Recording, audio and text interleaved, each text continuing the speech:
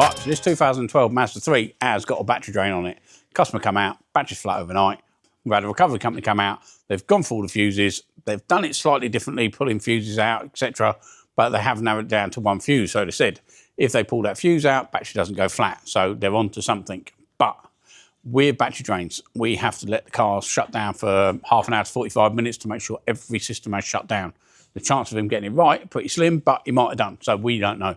But what we're going to do, we're going to put it all back to standard, exactly how the customer would have presented it, with the fuse back in there, shut it all down, lock the car up, see exactly what battery drain we've got on there, and then we can have a look. So let's get that set up.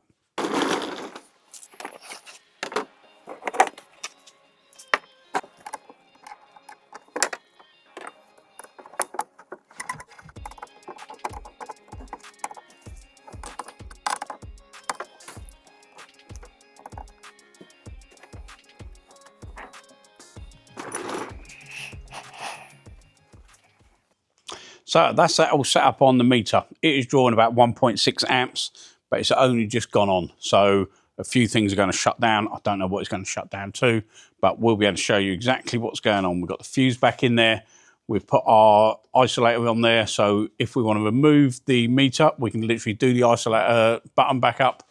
That puts the car back to exactly standard. We can remove the meter, put it back on. So if we do turn the ignition on for any reason, need to power anything up, we don't need to keep disconnecting it. So we're going to let that go to sleep for an hour. We'll go and work on something else, and then we'll show you what's left to do. So it hasn't shut down. The car has stayed at that sort of 1.6 amp draw. Still got a 12-volt socket, still got the dash lighting up.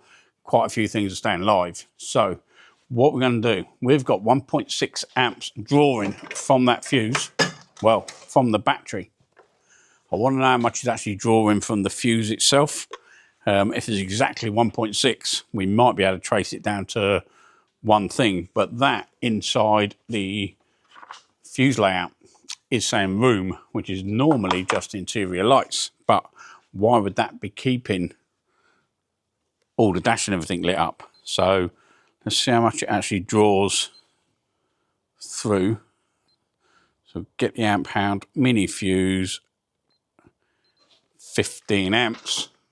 Let's have a look what that does. Okay, so that's drawing 1.4 amps through that fuse. But we've got 1.6 going from there. So 1.6 drawing from the battery, but only 1.4 drawing from the fuse. So although that might pull out, it might allow a few systems to shut down, I don't think it's going to be as simple as what something on that circuit. So let's have a look at a diagram. Let's see what's going on, and then we can go from there. This is what we have found. We're starting at the battery. It's coming down here through this room fuse 15 amp, fuse 12, goes across to the heater and air conditioning system. But it also tees off down this red cable. It goes down to here to I, back down to this next one, travels across to door locking system, down again to interior light, cargo and trunk light, power window switch and theft deterrent, carries on down to information display. This is staying on. Then goes across to the Bluetooth system. This is something which we've had issues with before, but we are getting displays coming on. Also, the accessory socket, look at that. That accessory socket there, which is the outlet and cigar lighter, that, if we trace that back and the audio system down this yellow wire, it actually says up here, current from ignition circuit or accessory circuit. So if we trace that back up to it, it literally comes from the ignition switch down through the mirror, down to the interlock system. So that's the mirror fuse. Then that goes to their outer mirror, retractable outer mirror. So that must be when the ignition's on.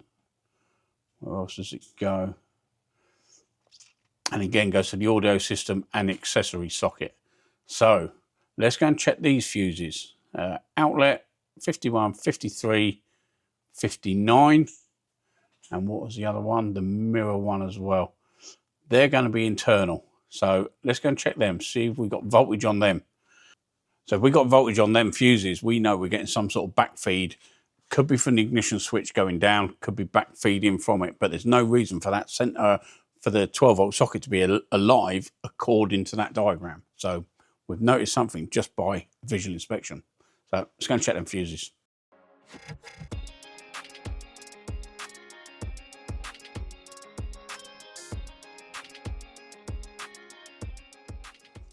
So we're going to be checking, you can't really see it, but audio, mirror, cigar, and outlet.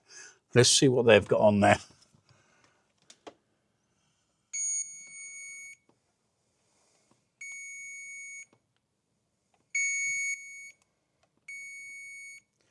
Yeah, they have got voltage. The ones, that one's dead or a ground path, but these ones have got full 12 volt. It's not as if they've just got, we had one with a mirror fault once on a Hyundai. It was given like a 1 volt back feed to power these things up. So, right, let's go back to the diagram, work out some sort of test procedure, what we can do on that, and we'll have a look. So, what are we thinking? Ignition switch, back feed from another module. I don't know. Get Barney over there. So, according to this, it should be off. So there's a chance maybe the accessory is in the ignition switch where until you pulled the key out and it goes clonk, that's when it flicks that bit off. I don't think it is. It could be. But so I think that's a place to start. If we disconnect the ignition switch and we still got voltage coming back, we know it's going to come from one of them. Well, I suppose, yeah, if we do that, and then we could pull each fuse. Or do we pull the fuses first? Yeah, I like the sound of that. So yeah, see what I mean? If we pull that fuse, if it was this system, back feeding, if we pull one, it should stop power going back through it, back up and back down. So yeah, save stripping out the ignition switch. Let's pull one of these at a time and see if that makes the difference. But yeah, hopefully you understand what I mean. But yeah, it's that or we start that end. So what else have we got? So yeah, the mirror's going to cut off two systems, the power outer mirror and the interlock system. And yeah, power outlet and cigar, they're basically the same. And the audio, that could be coming from the radio or the Bluetooth module. And yeah, we take that one out, it does a Bluetooth, that one, and this is linked, so that does the information display as well. So, right, let's pull them fuses. So, we know what fuses we're on, don't we? We know we're on these 4. Them 4 there. So we're going to pull them one at a time, then recheck the other ones. The display's still on. Yep. So no, it's not off that one. Display's still on. Still getting voltage.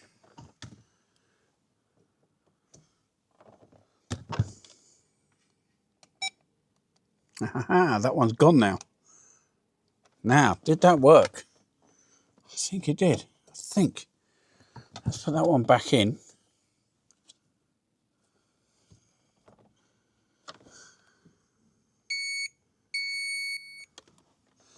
No, let's leave that one out then. It looks like it's a second one in, which is saying, what's that one? Mirror. Okay. So let's put everything back apart from the second one in. 15.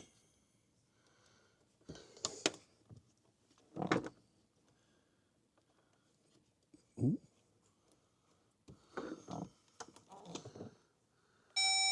Yes.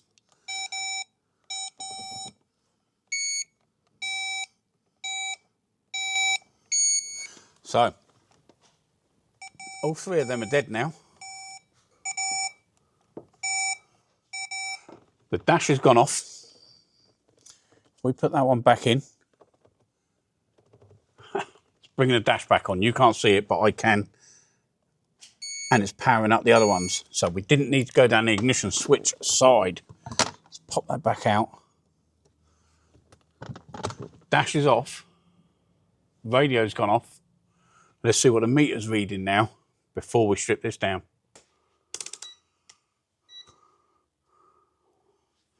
So we've got about 0.2 of an amp drain. So yeah, about a quarter of an amp, 0.25. So we're going to let that settle down before and see exactly what it's doing. So yeah, so it could be that the car just needs to shut down now, or that backfeed is still drawing a certain amount down here. Let's just double check what's coming out of that fuse. But that could be the difference. Let's set this up again. Mini fuse, 15 amp. 0.23 still down that fuse. Why is that? So we know what circuit we're on. We're on the mirror circuit. Let's go and double check what we've got on that. So obviously a lot of investigation work on the diagram before we've even touched the car. So yeah, be quite interesting to see exactly what the fault is. But it goes to show you can get blinkered and go down the wrong route. Right, mirror fuse. So all we've done is pulled this mirror fuse. The interlock system has only got that, and so's the power out retractable mirror.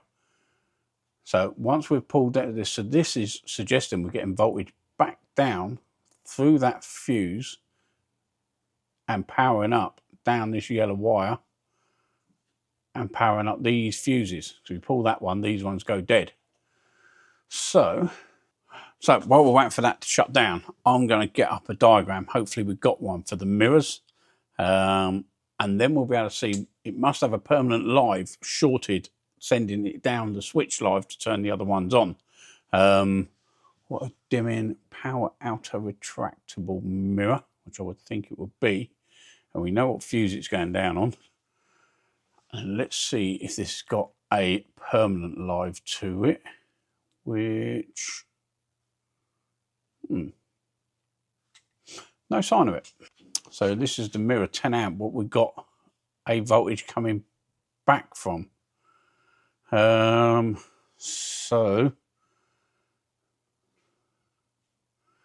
retractable door mirror switch. Does it go to something else? What's this? Oh, there's a side of it. That's the earth.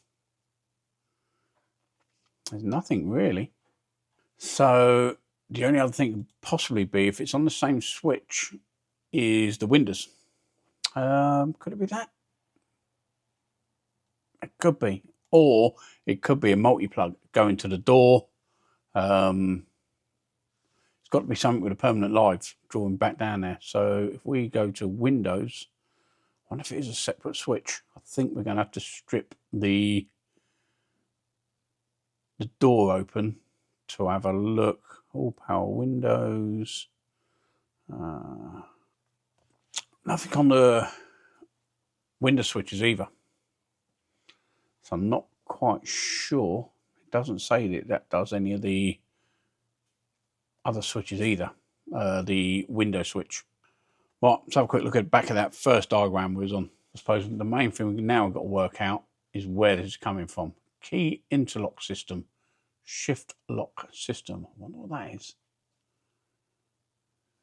And power outer mirror. Retractable outer mirror. Right. Let's have a look at interlock system. Key interlock.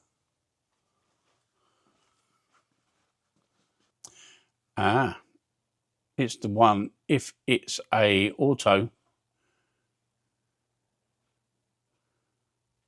if it's not in park, it won't allow it to come out.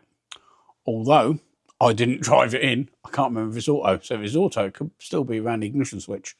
If it's manual, it looks like it's only going to go to the outside mirror. So let's go and have a look, see if it's an auto. And if not, we will go and have a look at the door wiring. So we've got a plan together. Let's see if it has shut down any better. No, still 1/4 of an amp being drawn out of it. Is it a auto? I can't remember. Drive too many cars. It is an auto. Okay, so what did that say about that? It says it goes to the interlock part on the key, doesn't it? So I wonder why that's backfeeding from there. Interlock shift.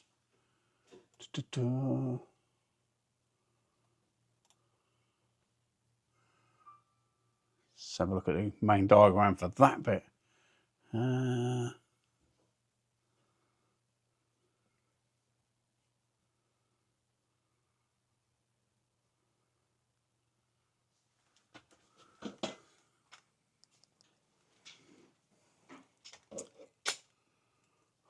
Got confusing again, isn't it? So it comes out of the mirror fuse down. This is the selector lever component. So this is going to be the bit you change gear with. And this is the key interlock solenoid. So if it's not in park, it won't let the key out. And the keyless control module must give that an earth. Once it knows it's in park, it puts an earth to that, allows a key to be removed. Or when it's not in park, holds the key in there, whichever way round. But we are getting voltage back down here. Place your bets. What do we think? Is it going to be the gear selector, that side of it, or the mirror? Mirror's going to be obvious, isn't it? It's going to be something coming back from there. It's external, get water, who knows? So what we're going to strip first. I think I'm going to pull the ignition switch down, disconnect that, disconnect the center console, then pull the mirrors. I don't know.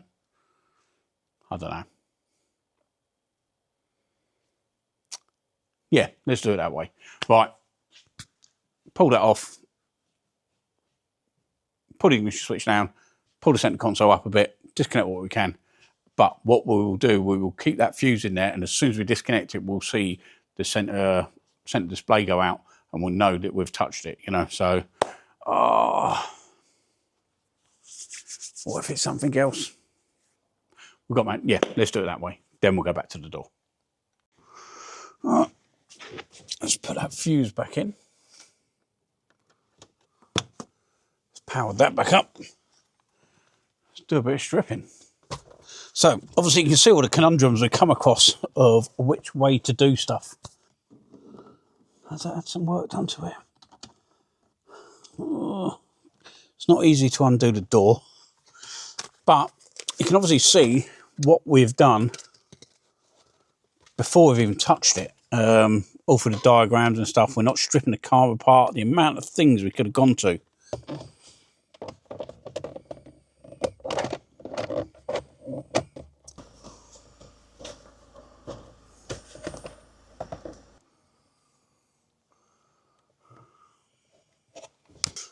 Right, that's that lock solenoid disconnected.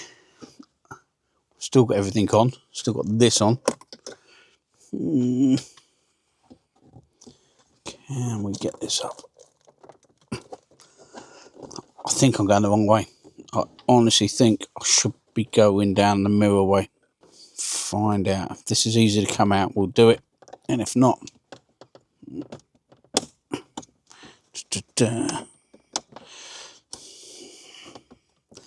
Oh man, no.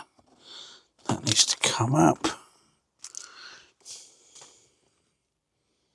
Will that have permanent live going to it? The door's going to have permanent live. Oh man, I don't know. Right, I think I'm going to go down the door route. We've got the shift solenoid disconnected on the column. It could be some wiring in the column, but we just need to know which way we're going. So, just going to move so I can get the door open. A couple of people have mentioned on my on my video why we haven't got a two-post ramp when we was doing the compressor on the X6.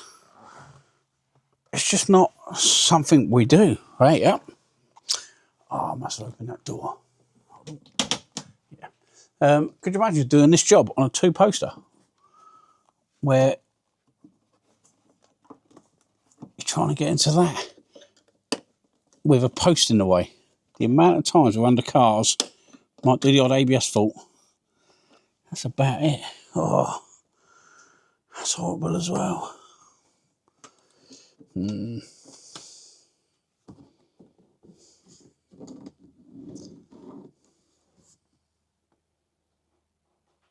Looks fairly new.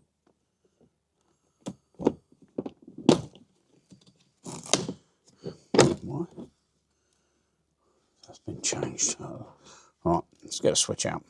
Well, that was easy, wasn't it? Oh, that's me trying to undo the whole door. Ha! Success!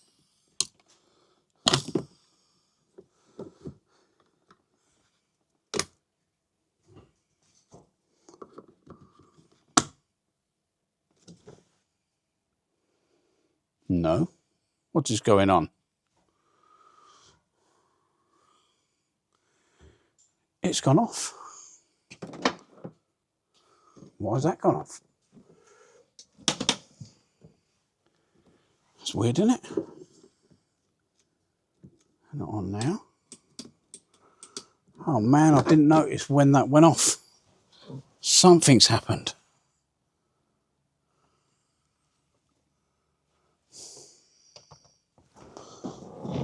Was it when I pulled that up? Or was it when I was touching that door? Man. Definitely wasn't on that. Let's connect that back up. Oh, there's nothing worse than losing a fault like that. I'm going to watch back on the edit. Hopefully I can see when that went off. Was it when I pulled this up? Has it just got a bit of corrosion in there? Because it is one. Oh. Something rattling around in there. There's a good chance that's what it was. Right, I'm going to watch the edit back. In fact, before we do that, let's see if the car's closed down now. Although it hasn't been long since I've locked it up.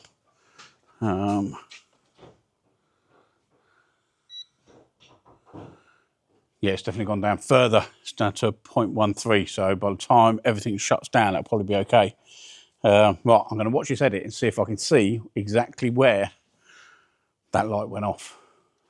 Right, so I've just re-watched the footage. I'll put a clip in here. It's fairly new.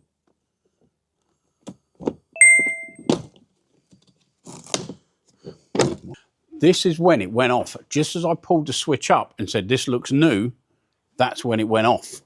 So it's something inside that door. I'm going to strip the door down, see if there's something in there. Is it the bit what was rattling inside the switch? I don't know. If we wasn't recording this, we wouldn't have noticed where it went off, you know? You'd have worked through it and gone, was it where I'd done that? I didn't leave it enough time. Was it where I was wiggling the door pins or what? I don't know. So that has dropped down to literally 50 milliamps now as well. So we're definitely on the right track, but I do need to find out what's going on in that door. I can see inside there. It looks okay. It doesn't look like anything was touching. Very weird. But it's definitely got something rattling around in there. You can see it was as I lifted it up. But you can definitely hear something rattling around. I'm pretty sure it's something inside there. I don't think we need to take that door off. I don't think we need to strip it down. It was as I pulled that up, that went off. So I'm going to pull the switch apart, find out what's rattling around in there, see if it is something metal, ball bearing, something like that. It works. I mean, this was working all the time with the ignition off and everything. Yeah, something must have been backfeeding. There was a bit of corrosion. So I'm going to pull this apart because I don't think it's anything in there. But that is what happens sometimes. You do lose the fault. Sometimes you have to call it a day. We can put the rest of the car back together. You know, all the things we've taken off, all the checking through. And if it happens again, then we can pull this apart. But I would like to find out what's going on. So I will pull that apart. We'll have a look. And then we'll let you know before we put the rest of the car back together. Oh, let's get this apart. There's definitely something rattling around in there. It's got screws in there. Sucker a blur. But you'd think if it was this bit, whatever it is in there rattling around, as you open and shut the door, it would go, wouldn't you? I think it'd just be a one-off. We pressed the button quite a few times. Problem is I don't want to be too rough with it because we'll end up losing the fault. Or losing the ball, or whatever it is, what's going to fall out of it. I can still hear it rattling.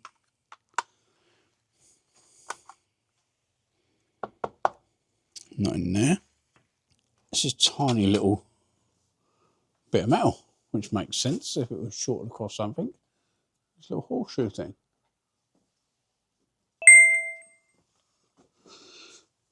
Just make sure there's no more rattling. That must have been touching something inside. I know these little bits, I've seen these before in the switches, they go in there to hold it down. If I can get it in there.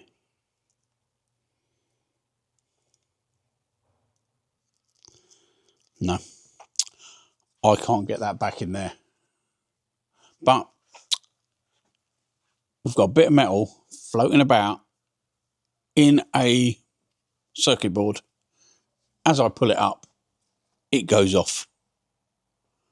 It's got to be that. It's got to be. But again, we can get the rest of the car back together, make sure it shuts down, then we'll have a look. Let's get this back together.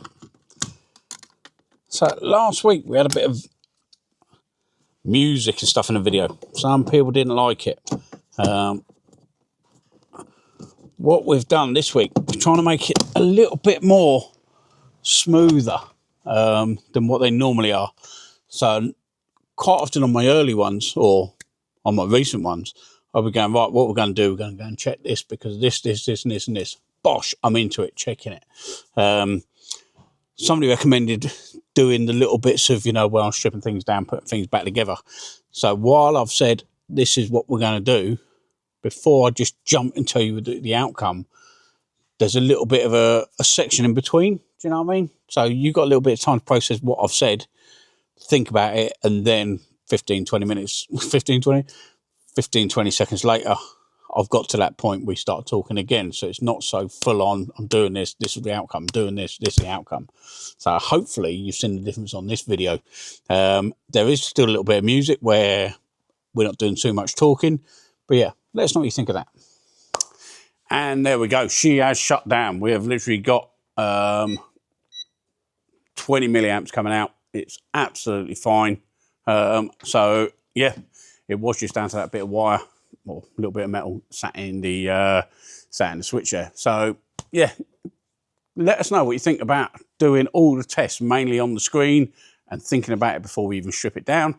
That's a different way of what we normally do. We'll do some testing. Obviously, no computer connected up to this. It was a multimeter, wiring diagrams, and a bit of brains. So let us know what you think about that. Thanks for the comments about last week's video, about the music and stuff. Let us know what you think of the difference this time. And if you can, give us a like, give us a subscribe, just for the channel build, and we'll see you next time. Thank you very much.